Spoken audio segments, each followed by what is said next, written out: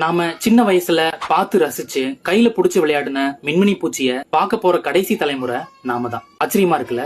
ஆனா அதுதான் உண்மை. இங்க 90s கிட்ட இருந்தா இந்த மின்மினி பூச்சியை புடிச்சு விளையாடின அனுபவம் உங்களுக்கு இருக்கும். இந்த மின்மினி பூச்சியை பார்க்க போற கடைசி தலைமுறை நாம மட்டும்தான். ஏன்னா நம்மளாலதான் அதோட இனப்பெருக்கம் அழிஞ்சிட்டு இருக்கு. இந்த மின்மினி பூச்சிக்கு பின்னாடி இருக்கிற அந்த பல்பு மாதிரியான அமைப்பு தான் அதோட அட்ராக்ஷனே. நைட்ல அந்த பல்போட பறந்து போகும்போது பார்க்கவே ரொம்ப அழகா இருக்கும்.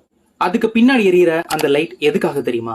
நாம எல்லாரும் அது அழகுக்காக நினைச்சிட்டு இருக்கோம். ஆனா அது இல்ல. அதோட ஜோடிய அட்ராக்ட் பண்ணி இழுக்கிறதுக்காக தான் அந்த லைட். இந்த லைட்டை வச்சு நான் இங்கதான் இருக்கேன் அப்படின்னு சிக்னல் காட்டி இன்னொரு பூச்சிய மீட்டிங்க்கு கூப்பிடும். இந்த சிக்னல் எப்படின்னா ஒரு மெசேஜ் இல்ல ஒரு லவ் லெட்டர் மாதிரி.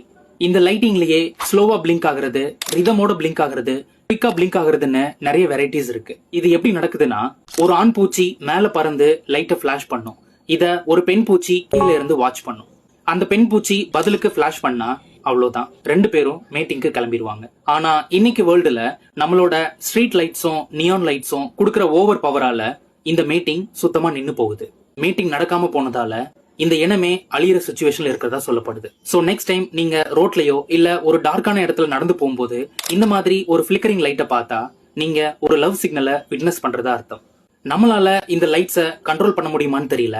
ஆனா நம்மளால தான் இந்த ஒரு இனமே அழிய போகுதுன்னு நினைச்சாதான் வருத்தமா இருக்கு. இந்த வீடியோ பிடிச்சிருந்தா லைக் பண்ணி ஷேர் பண்ணுங்க. இந்த வீடியோ பத்தின உங்க ஒப்பீனியனை கமெண்ட்ல சொல்லுங்க. இந்த மாதிரி இன்ட்ரெஸ்டிங் வீடியோஸ்க்கு நம்ம பேஜை ஃபாலோ பண்ணுங்க.